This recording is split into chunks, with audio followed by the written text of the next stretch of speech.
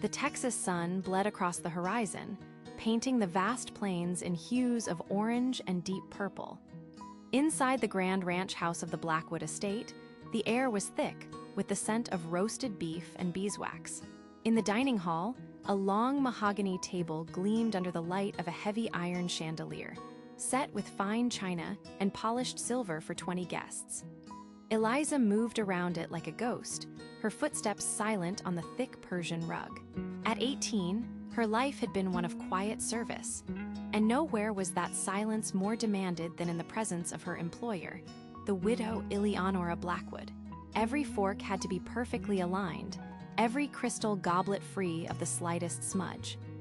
Eliza checked her work for the third time, her hands, though calloused from chores, moving with a delicate precision. She felt a familiar knot of anxiety tighten in her stomach. Tonight was important. Mr. Sterling, the wealthiest cattle baron in the county, was attending dinner.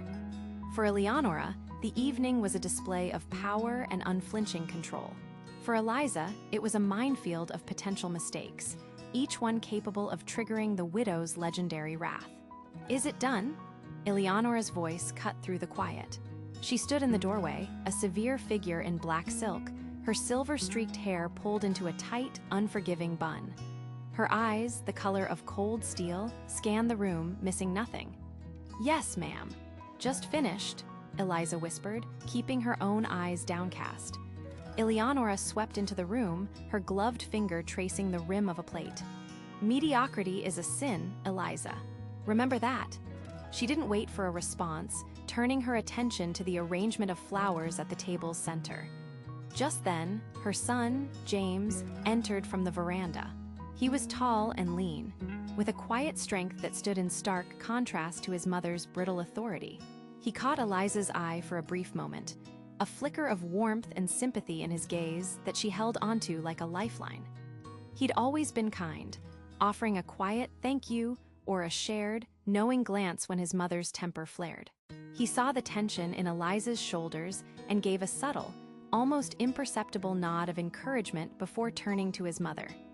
Soon, the guests arrived, their boisterous voices filling the hall. Eliza retreated to the background, her sole purpose to serve and be invisible.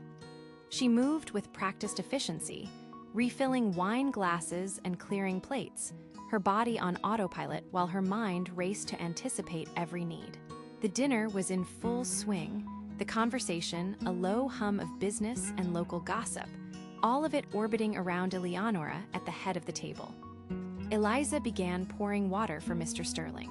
Her hand was steady, but as she tilted the heavy pitcher, a single, errant drop escaped the spout. It landed on the pristine white tablecloth, a tiny, dark circle that seemed to scream in the candlelight. It was a minuscule flaw, one that most would never notice. But Eleonora's eyes, sharp and predatory, locked onto it instantly. The room's warmth seemed to vanish. A chilling silence fell as Eleonora slowly placed her fork down, the clink echoing in the sudden stillness. Her lips curled into a cold, thin smile. "Eliza," she said, her voice deceptively soft, yet carrying the sharp promise of a storm. The opulent dining room fell into a heavy, suffocating silence. The clinking of silverware stopped, and the low hum of conversation died in an instant. Every eye was now fixed on the single, glistening drop of water that marred the pristine white of the linen tablecloth. A tiny imperfection magnified into a monumental failure by Eleonora Blackwood's icy glare. Eliza stood frozen, the heavy silver pitcher still in her hand. The metal felt cold against her clammy skin, a stark contrast to the burning heat that rushed to her cheeks. She wished the polished floorboards would swallow her whole. "Eliza," Eleonora's voice cut through the silence, not loud, but sharp and brittle as winter ice. "Do you see this?" She gestured with a perfectly manicured hand toward the droplet. "This is the Blackwood Ranch. We do not tolerate carelessness. We do not tolerate stains." The word stains hung in the air, loaded with a meaning far heavier than a simple watermark. She wasn't just talking about the tablecloth. She was talking about Eliza herself. A few of the guests shifted uncomfortably in their high-backed chairs. "Mister, Thompson, the cattle baron seated to Eleonora's right, cleared his throat and looked down at his plate, suddenly fascinated by his cut of roast beef. Others, however, watched with a detached, almost clinical curiosity, their expressions unreadable.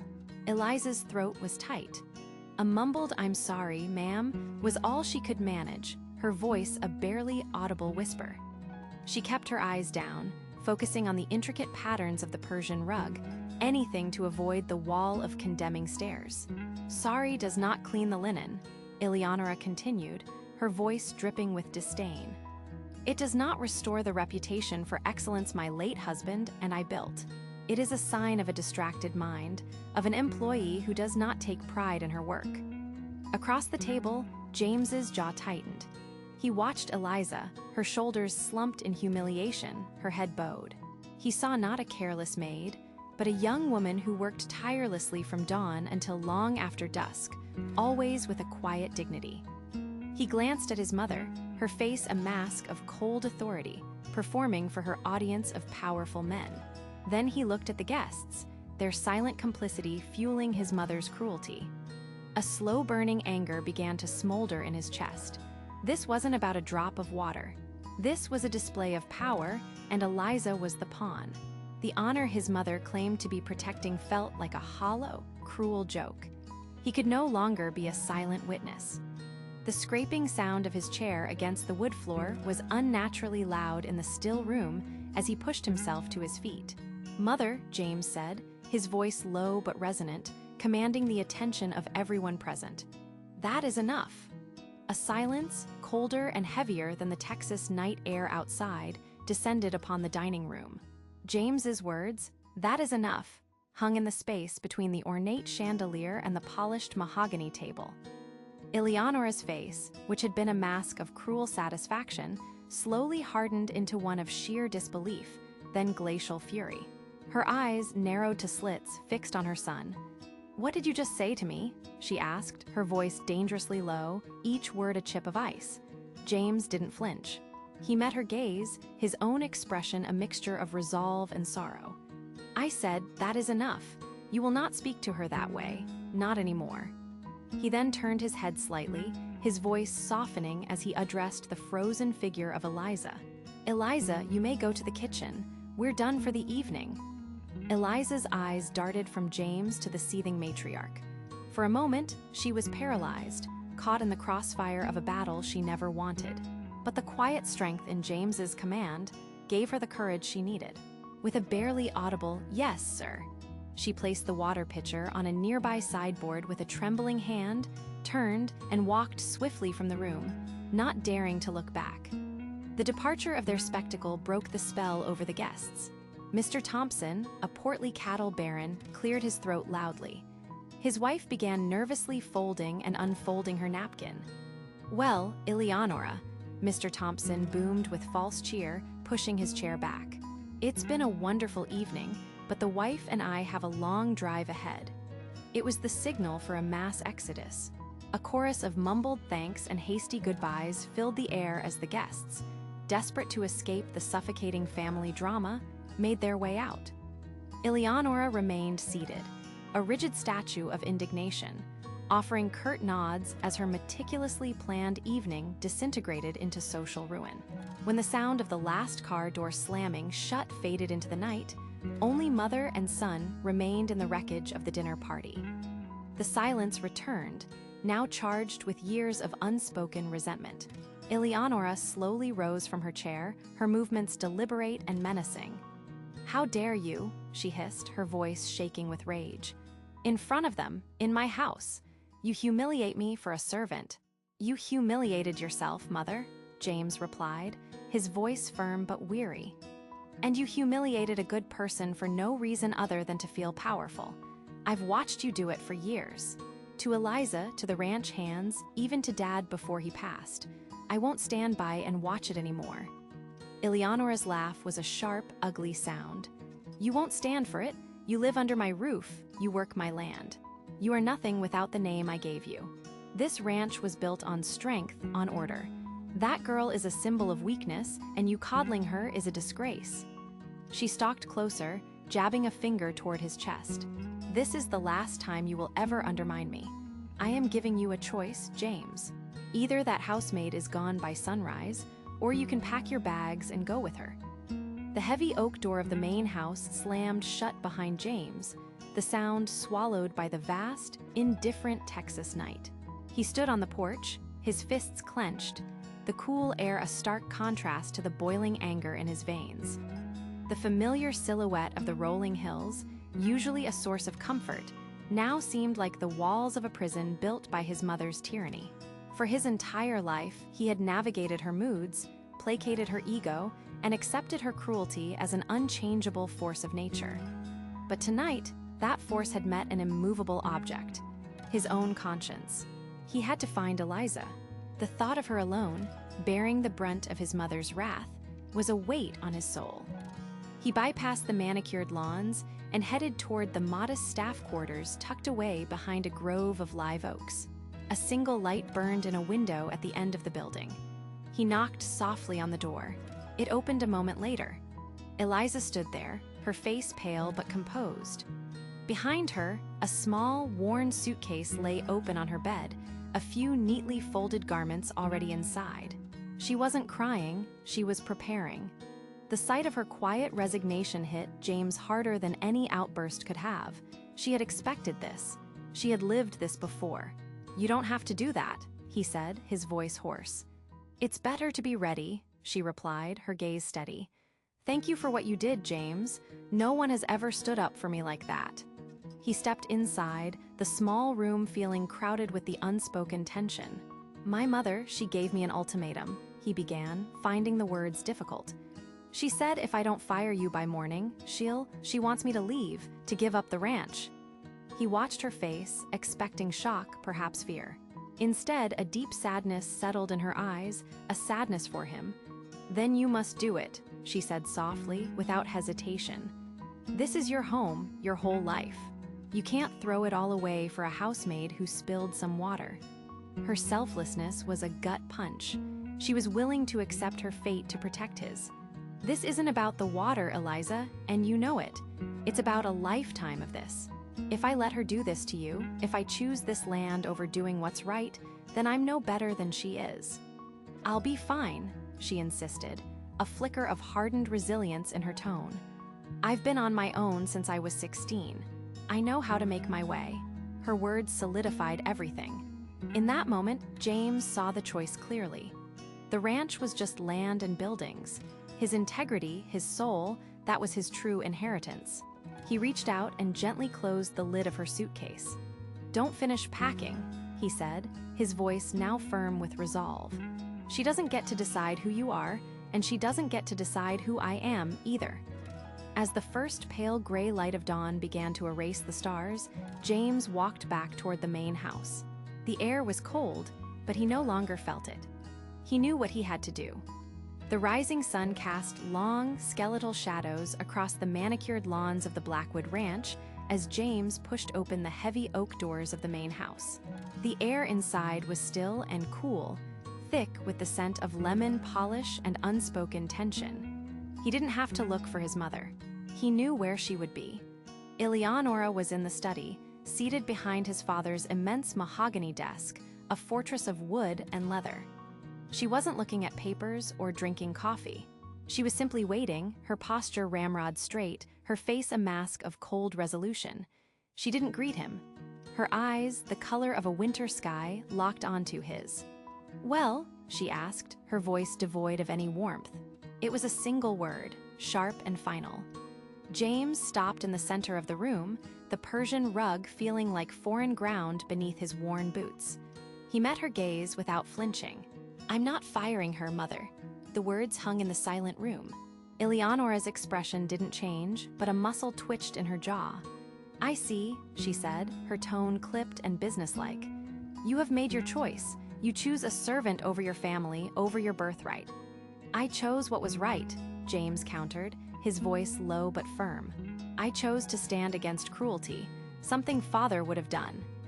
The mention of his father was the only thing that seemed to pierce her armor. A flicker of something pain, anger, crossed her face before it was extinguished. "Your father is gone," she said flatly. And so are you. This ranch, this name, everything you see, it is no longer yours. You have until noon to be off my land." There was no negotiation, no room for appeal. It was an execution. James simply nodded, a profound sadness settling in his chest. He had expected it, but the finality of her words was like a physical blow. He turned without another word and walked out, leaving his old life behind in that cold, silent room. He found Eliza by her small cabin, a single, worn suitcase next to her. She hadn't finished packing, but she hadn't unpacked either, waiting in a quiet limbo. She saw the look on his face and knew immediately. Her own expression filled with a deep, aching sympathy, not for herself, but for him. "She chose the ranch," James said, the words tasting like ash. "We have to go." Eliza just nodded, her eyes glistening. "Where will we go, James?" "I don't know yet," he admitted, offering a weak, reassuring smile that didn't quite reach his eyes. "But we'll go together." They took only what they could fit into James's old, dusty pickup truck, the one he'd bought with his own money years ago. A few changes of clothes, a small box of Eliza's personal items, and a framed photograph of his father that James took from his room. As they drove down the long gravel road, the grand Blackwood house shrinking in the rearview mirror, a strange mix of terror and freedom washed over them. They had nothing and nowhere to go, but for the first time, they were free from the shadow of Eleonora Blackwood. The silence in the cab of the old pickup truck was as vast as the Texas horizon stretching before them. The grand gates of the Blackwood Ranch had shrunk to a speck in the rearview mirror and then vanished, taking with it a lifetime of certainty. James kept his hands tight on the steering wheel, knuckles white, the dusty road unfurling like their unknown future. Beside him, Eliza sat perfectly still, her hands folded in her lap, her gaze fixed on the passing mesquite trees. "Are you okay?" James finally asked, his voice raspy. Eliza turned to him, a small, sad smile on her face. "I should be asking you that, James. You lost everything." "No," he said, shaking his head with a certainty that surprised even himself. "I didn't lose what matters." He glanced at her, and in that shared look, an unspoken understanding passed between them. They were in this together. They drove for hours, the sun climbing higher, beating down on the cracked dashboard.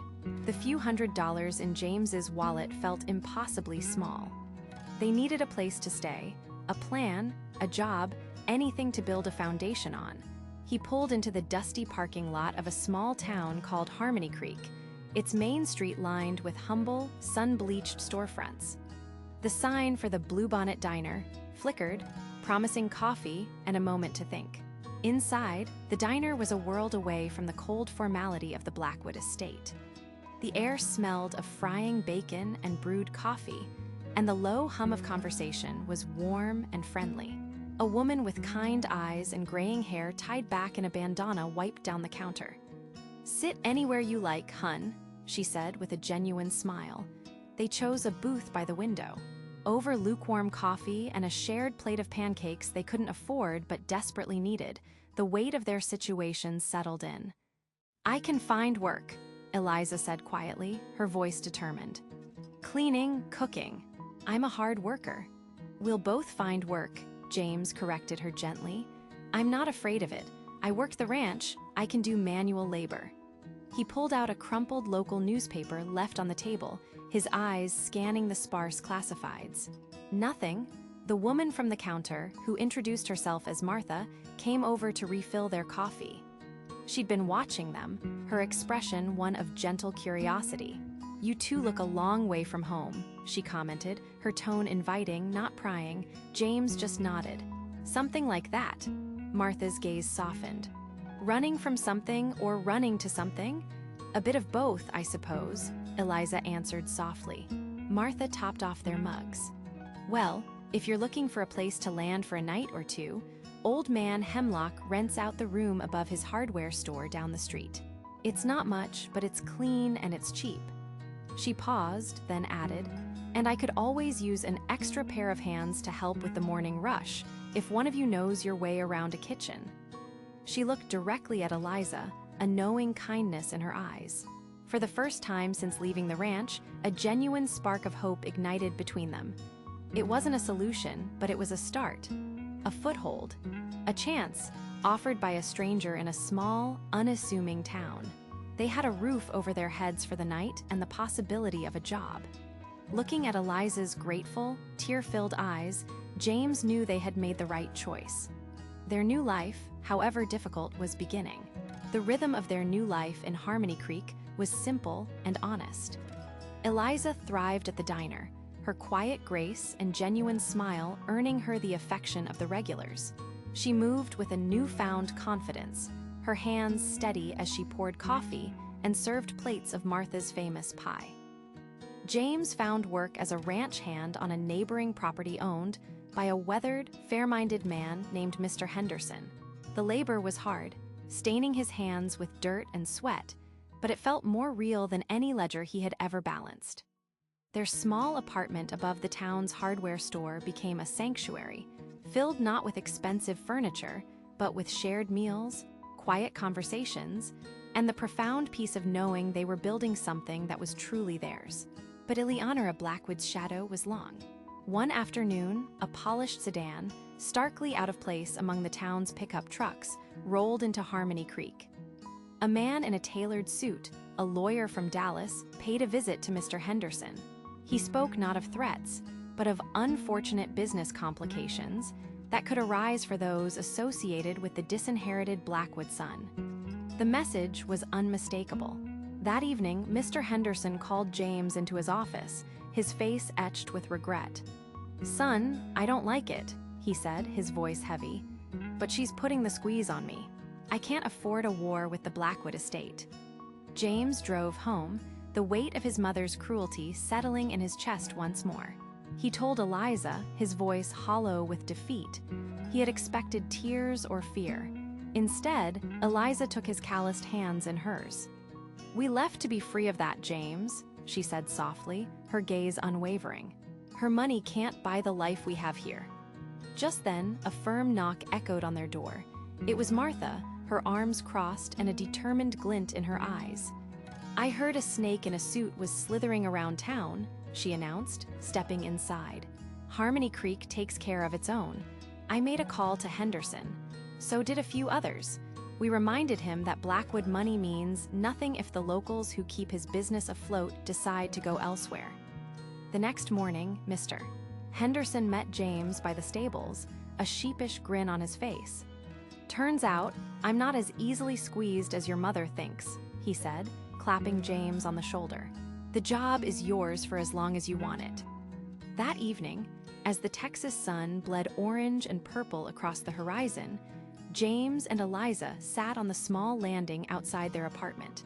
They didn't have the sprawling porch of the Blackwood Ranch, but the view felt infinitely wider. They had faced Eleonora's final, bitter attempt to break them and had not bent. They were no longer the wealthy heir and the quiet housemaid. They were James and Eliza of Harmony Creek, and for the first time, they were truly home.